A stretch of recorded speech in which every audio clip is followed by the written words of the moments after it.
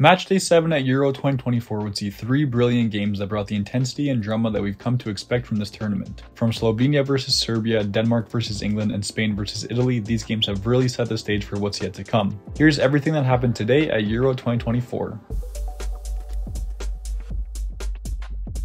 The first game of the day would see Slovenia take on Serbia in Munich. The first half of this game would be a true deadlock between two sides who simply could not break one another. With almost even possession between the two teams, it would be Slovenia who would get the best chance of the first half in the 37th minute. Timi Elshnik would slice his shot to the right, which would hit the post, and Benjamin Šeško's great chance on the rebound would end with the ball in the stands. Serbia would get their chance just 5 minutes later, but Jan Oblak would come up big to deny Aleksandar Mitrovic in the penalty area. The game would head into halftime at 0-0 with two teams who just couldn't seem to break one another. Serbia would come out as the stronger side to start the second half, but Benjamin Šeško's curling effort would be the first chance of the new frame. Slovenia's hard work would eventually pay off as they would get their goal in the 69th minute. A beautiful counterattack would see Timi Elshnik play a beautiful ball to Jan Karničnik on the right-hand side as the Slovenian defender would slot home an incredibly important goal for his side. Serbia would come ever so close to a goal of their own just 3 minutes later, but Mitrovic would be denied by the crossbar after a great chance. It was beginning to look like Slovenia would run away with this match, but Serbia wouldn't go down that easily.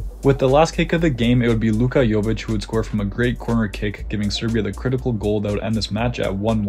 Slovenia now find themselves in second place in Group C, while Serbia are still in last place with just 1 point. The second game of the day would see Denmark face off against England in Frankfurt.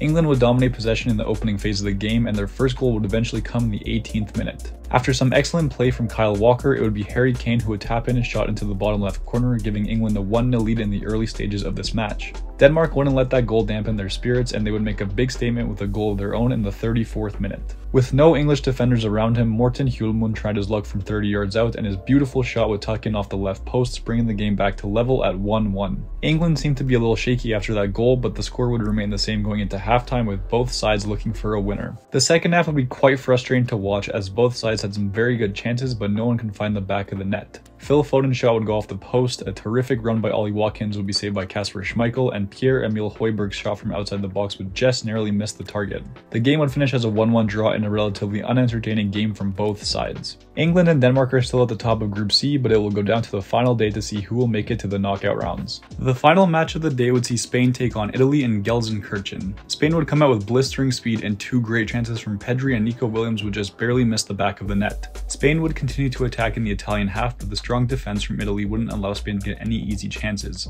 The deadlock would continue into halftime, and while Spain were the better side in the first frame, the score would remain 0-0. The second half would start with more Spanish dominance, and it wouldn't be long before they got their first goal. After a beautiful delivery from Nico Williams, it would be Ricardo Calafiori who would have the misfortune of putting the ball into his own net, giving Spain a 1-0 lead in the 55th minute. Nico Williams would come ever so close to doubling the Spanish lead, but his shot would bounce off the crossbar. A really disappointing performance from the Italians would finish with a 1-0 win for Spain in what could have been a much larger margin of victory. Spain have now qualified for the knockout rounds, while Italy will determine their fate on Monday versus Croatia. But what did you think of Matchday 7 at Euro 2024? Let me know in the comments below, as well as your predictions for the rest of the tournament. Make sure to leave a like and subscribe to the channel for more football content, tier lists, and everything in between, and as always, I'll catch you next time.